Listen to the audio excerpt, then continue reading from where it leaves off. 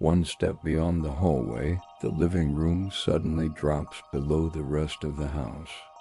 Sofas line the lowered floor, placing everyone face to face while the open room continues above them. In mid-century America, architects deliberately sank living spaces to create intimacy without enclosing them behind walls. Yet the feature that made gatherings feel modern and inviting also created awkward steps, rigid layouts, and problems many later owners chose to bury beneath a level floor. Its story begins before the 1970s, inside a few experimental American homes. Introduction. Walk into certain American homes built during the middle decades of the 20th century, and the floor may suddenly drop beneath you. One or two steps lead into a living room below the entrance hall. In more dramatic houses, the room remains level while the seating itself disappears into a square, circular, or U-shaped recess. Sofas wrap around the lowered space, their backs nearly even with the surrounding floor. These two features are often given the same name, but they are not quite the same. A step-down living room is an entire room built below the neighboring floor, usually furnished with movable chairs and sofas. A true conversation pit is a smaller recessed zone within a larger room, normally designed with fixed seating that faces inward. One lowered the room. The other turned part of the floor into furniture. Neither appeared in every American home. Most houses never had either one, and although both are strongly associated with the 1960s and 1970s, their American history began decades earlier. At their best, these spaces created a room without walls. Guests stepped down, settled into built-in cushions, and faced one another rather than a television or an empty stretch of carpet. The lowered seating preserved views through large windows and made an open interior feel intimate. At their worst, they were inflexible holes in the floor. Visitors missed the step. Furniture could not be rearranged. People with limited mobility found them difficult or impossible to use. When fashions changed, many homeowners did not redecorate the pit. They covered it over. So why did American architects deliberately sink the social center of the house into the floor? Why did families initially find the idea so appealing? And why were so many of these spaces later filled with lumber and concrete until no visible trace remained? The answer begins before the conversation pit, when American designers were trying to dismantle one of the oldest rules of domestic life, that every activity needed a separate room. Chapter 1. When the walls began to disappear in many 19th century American houses, the parlor was meant to be seen more often than used. It received formal visitors, displayed the family's best furniture, and remained separated from dining rooms, kitchens, halls, and less presentable areas of household life. Doorways controlled movement between clearly defined spaces. Furniture could be moved, but the walls decided what each room was supposed to be. That arrangement gradually came under pressure. Heating systems improved. Electric lighting changed how families used rooms after dark. Domestic service declined in many households, reducing the need for elaborate divisions between family areas and spaces used by workers. Architects also began questioning whether a modern family needed to live inside a sequence of enclosed boxes. Frank Lloyd Wright, and other early modern designers experimented with interiors that flowed around central fireplaces. Living and dining areas remained recognizable, but fewer walls stood between them. Long horizontal lines and connected spaces made the house feel larger and less formal. After the Second World War, those ideas reached a much broader market. The United States faced an enormous demand for housing. Millions of families moved into newly built suburbs, and the ranch house became one of the most recognizable forms of post-war domestic architecture. It was low, horizontal, and closely connected to the yard through picture windows, patios, and sliding glass doors. Inside, ranch houses often combined living and dining functions in one larger area. The formal parlor gave way to a room intended for everyday family life. Children played there. Adults read, listened to music, entertained neighbors, or watched television. Meals and conversations no longer needed to occur behind separate doors. This openness felt casual and modern, but it created a design problem. When walls disappear, rooms can lose their boundaries. A large living and dining area may look spacious on a floor plan, yet feel like one undifferentiated rectangle after the furniture arrives. Sofas, cabinets, bookshelves, and screens then become improvised walls.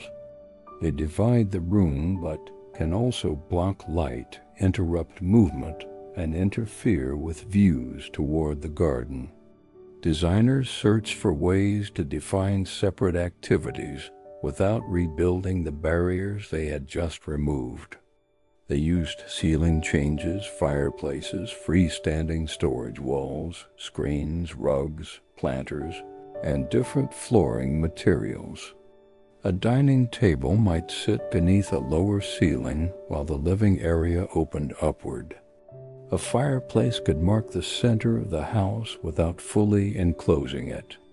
Changing the floor level offered another solution. Lowering one area by a few steps created a visible boundary, even though nothing blocked the view across the room. From above, the space remained connected. From within it, the surrounding floor formed a low edge that gave a feeling of shelter. The idea had older precedents. People in many cultures had long gathered around hearths or sat on cushions and platforms arranged for face-to-face conversation. But the modern American conversation pit developed inside a specific architectural problem: how to create intimacy within the increasingly open house. One of the earliest documented examples appeared far earlier than the feature's popular association with the 1970s. In Tulsa during the mid-1920s, artist and educator Ada Robinson collaborated with a young designer, Bruce Goff, and architect Joseph Koberling on a house and studio. Its dramatic main room included a semicircular recessed seating area beside a geometric fireplace. The space was not yet a mass-market feature. The house itself was highly individual, created for a client involved in the arts rather than for a typical suburban subdivision. But the basic idea was already present. The floor could shape human behavior. Instead of placing a collection of chairs in front of a fireplace, the architect could build the gathering itself into the room. 3 decades later, that experiment would reappear at the center of one of America's most influential modern houses. Chapter 2: The House That Made. The Pit Modern in 1953. Industrialist J. Irwin Miller and his wife, Xenia Simons Miller. commissioned a new family home in Columbus, Indiana.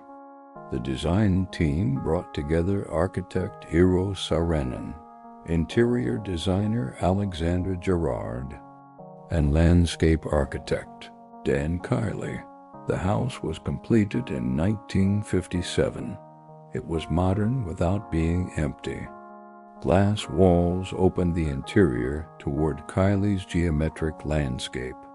A flat roof and a regular grid gave the structure visual order.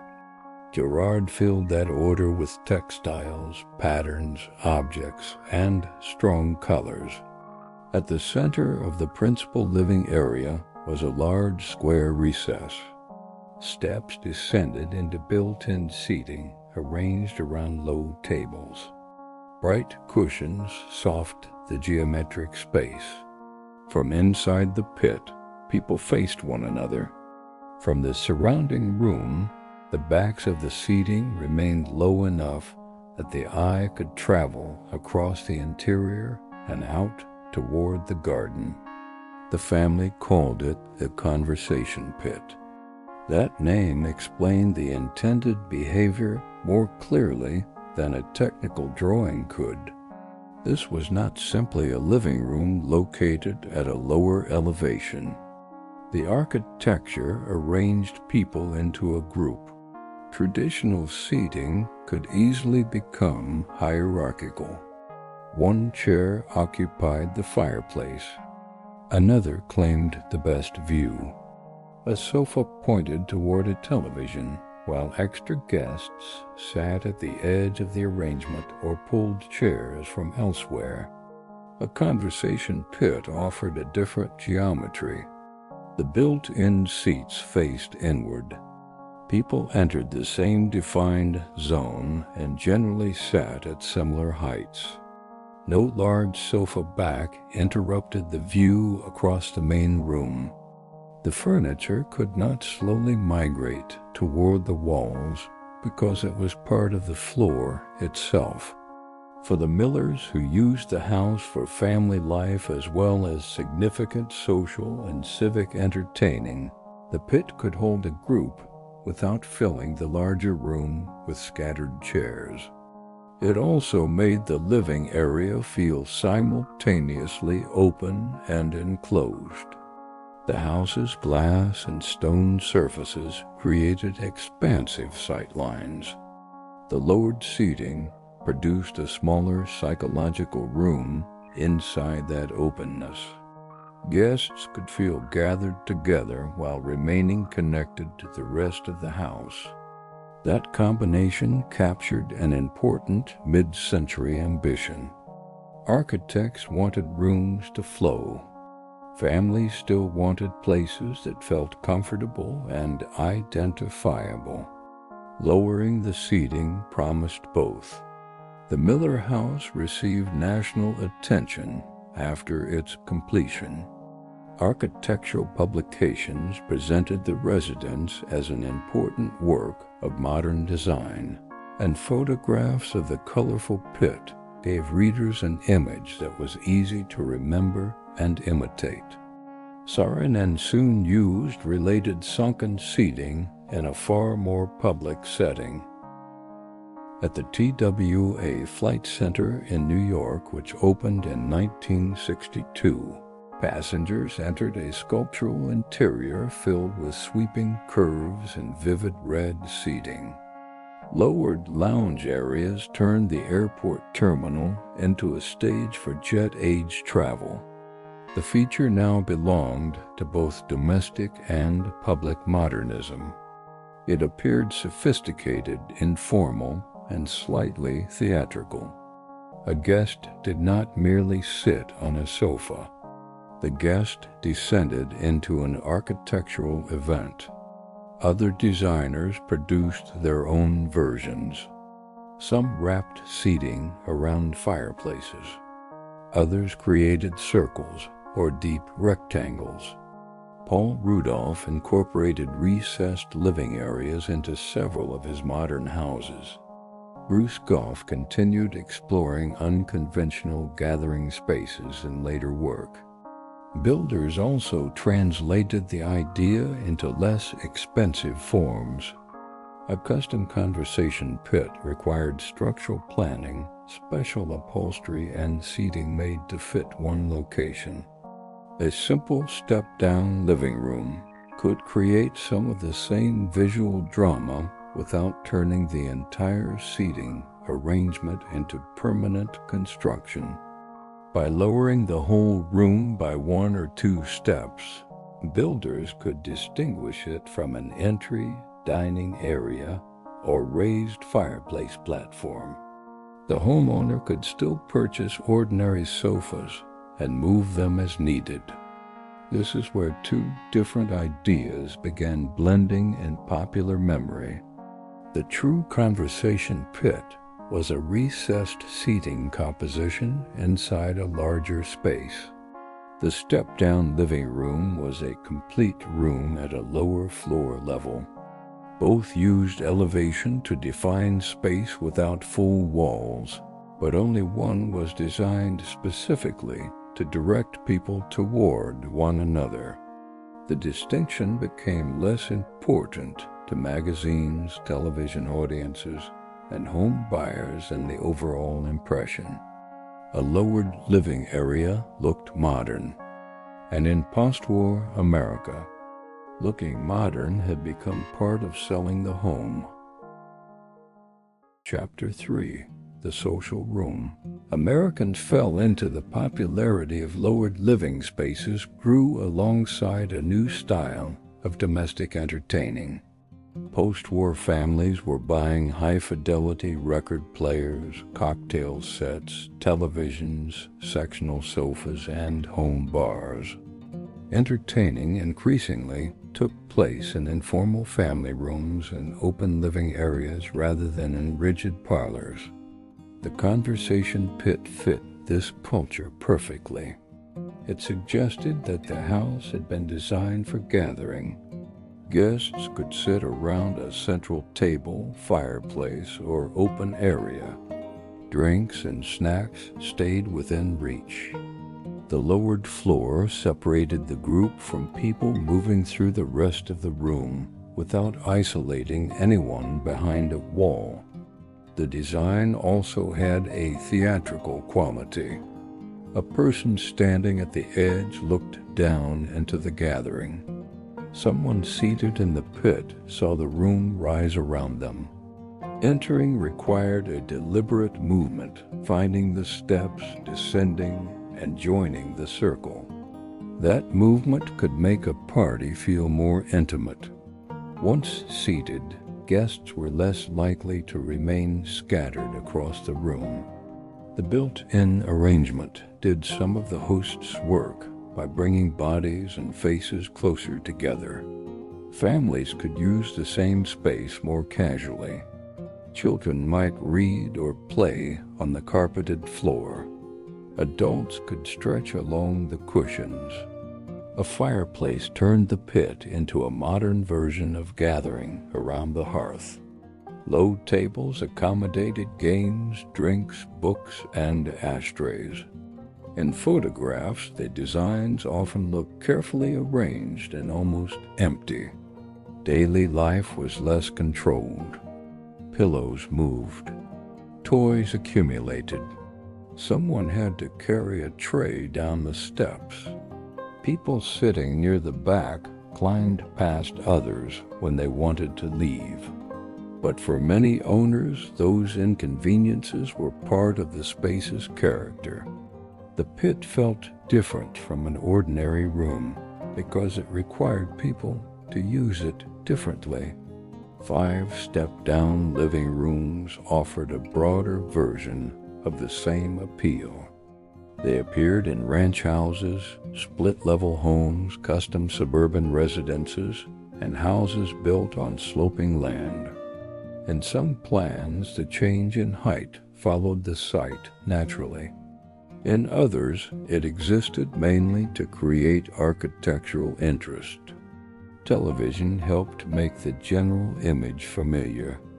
The living room on the Dick Van Dyke Show, first broadcast in the early 1960s, included a step down from the entrance into the main seating area.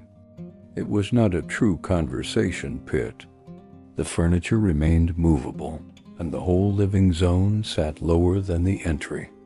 But millions of viewers saw the floor change every week.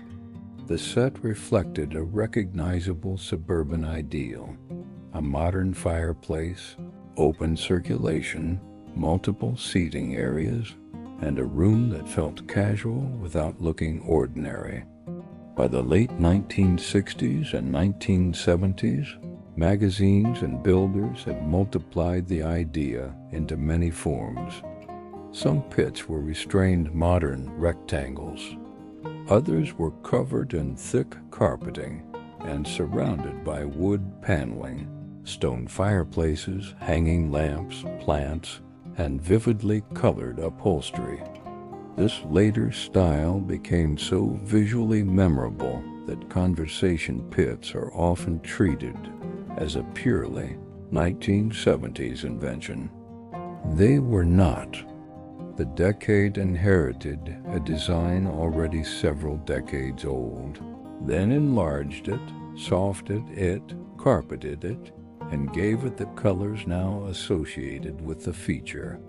The appeal remained consistent. A lowered area created a room within a room. It broke the flatness of an open plan. It made a large interior seem more intimate. It turned furniture into architecture and ordinary socializing into a visible centerpiece of the house. But the objections appeared almost as quickly as the enthusiasm. In early 1963, Time magazine published an article titled "Fall of the Pit." The feature had barely reached widespread attention, yet critics were already describing its awkward edges, social complications, and practical weaknesses. The same enclosure that made people inside the pit feel close could make someone standing above them appear dominant. A person arriving late might look down on the group without knowing where to sit. A host serving drinks had to negotiate stairs and knees.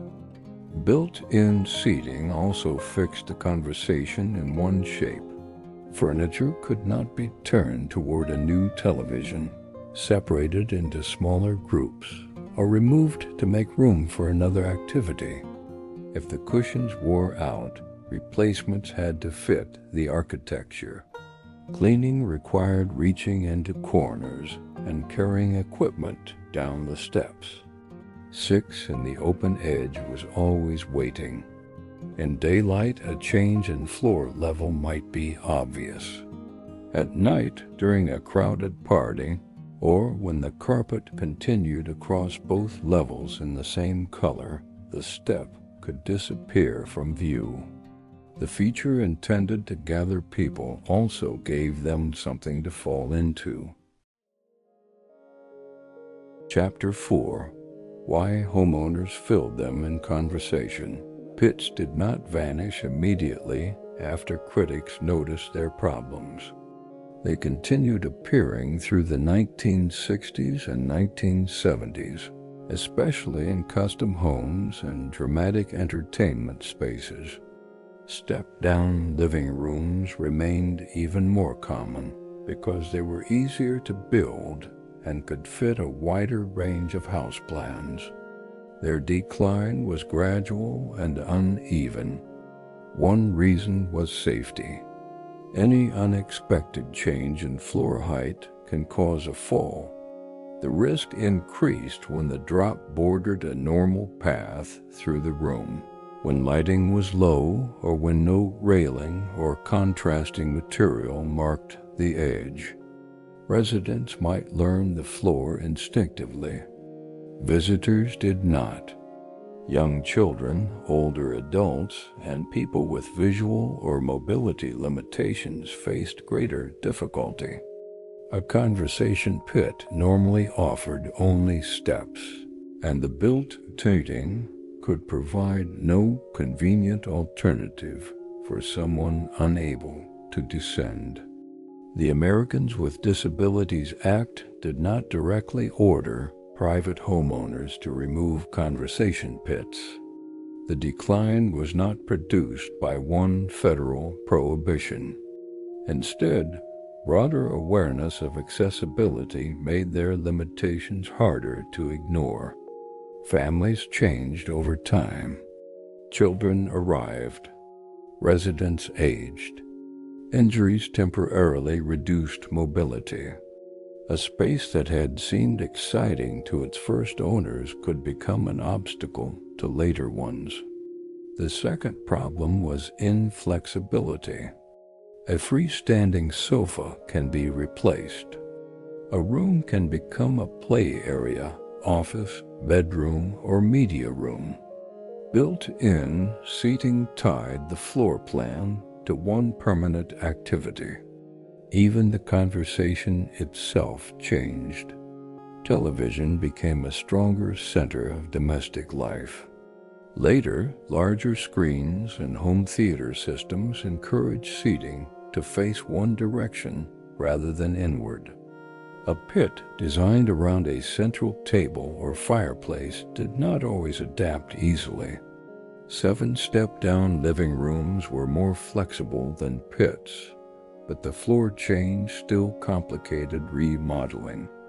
Installing one continuous hardwood, tile, or laminate surface became more difficult. Moving furniture between rooms required navigating the steps. A lower room could interrupt an otherwise open path between the kitchen, dining area, patio, and entrance. Decorating tastes shifted as well. The intensely built-in interiors of the 1960s and 1970s began to look dated to later homeowners. Thick carpet, fixed upholstery, dark paneling, and oversized fireplaces were removed or covered. In the 1980s and 1990s, buyers often wanted different expressions of luxury. Larger rooms, polished surfaces, grand staircases, or more conventional furniture arrangements. Later open-concept homes revived the idea of combining kitchen, dining, and living areas, but they usually kept those spaces on one continuous level. The irony was clear. Modernists had lowered the floor to organize openness. Later homeowners raised it again to create an even more uninterrupted open plan. Filling a pit could be relatively straightforward in concept, though not always simple in practice. Contractors removed or covered the built-in seating, constructed a new supporting frame, and extended the surrounding floor across the opening. A step-down living room could be raised in a similar way, provided the new structure accounted for doors, fireplaces, ceiling height, ventilation, electrical outlets, and the weight of the completed floor. Once covered, the feature could disappear almost completely. Future owners might notice an unusually low ceiling, a patched foundation, or old photographs showing a room that no longer existed. In many houses, however, nothing obvious remained. Not every pit deserved removal. Well-designed examples continued functioning for their original owners. The conversation pit at the Miller House remained central to the identity of the residents and was preserved as part of a nationally significant work of architecture. But most American examples were not protected museum pieces. They were parts of working homes. Families altered those homes to suit new bodies, new furniture, new technology, and new expectations.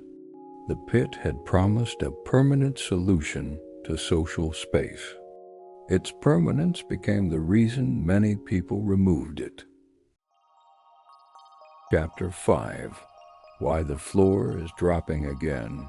After decades of removal, conversation pits began appearing again in design magazines. New houses, renovations, hotels, restaurants, and outdoor landscapes. Part of the return is simple nostalgia. Mid-century modern architecture and 1970s interiors have regained cultural value. Features once dismissed as dated now look distinctive in a market filled with similar open rooms and mass-produced furniture. But the revival also responds to a modern problem. Large open concept interiors can feel exposed, noisy, and difficult to organize. A kitchen, dining area, and living room may share one space while performing completely different functions. Without walls, sound and activity move everywhere. The same question that troubled mid-century designers has returned. How can one large room contain smaller experiences? A lowered seating area still offers one answer. It creates separation without fully blocking light or sight lines. It can direct people toward one another instead of toward a screen. In an era of phones, laptops, and individual entertainment, the promise of a room physically arranged for conversation has acquired new appeal. Modern versions often attempt to correct the older design's weaknesses. Designers use wider steps, clearer lighting, contrasting floor materials, and raised seat backs that make the edge easier to see. Some provide nearby seating on the main level so every guest does not have to descend. Others create only a shallow change in elevation. Outdoor conversation pits have become especially popular. Built into patios or arranged around fire features, they offer the intimacy of a recessed room without cutting into an existing interior floor. And many new conversation pits are not pits at all. Large modular sofas can be arranged inward to create the same psychological enclosure on a level floor. Rugs, low tables, and curved seating reproduce the social geometry without making it permanent. That distinction matters. A true built-in conversation pit remains a recessed seating area within a larger room. A stepped-down living room lowers the entire room. A group of inward-facing sofas only borrows the effect. All three answer the same desire, but they do so with very different consequences. American architects lowered living spaces because an open house still needed places that felt defined. Families loved them because they were cozy, theatrical, informal, and designed around gathering. Many later removed them because the steps were hazardous, the seating was fixed, accessibility was poor, and domestic life changed faster than the architecture could. So the strange depression found beneath the carpet of an old house is not merely a forgotten decorating trend. It records an argument about what a living room is supposed to do. Should it remain flexible, ready to become whatever the family needs next?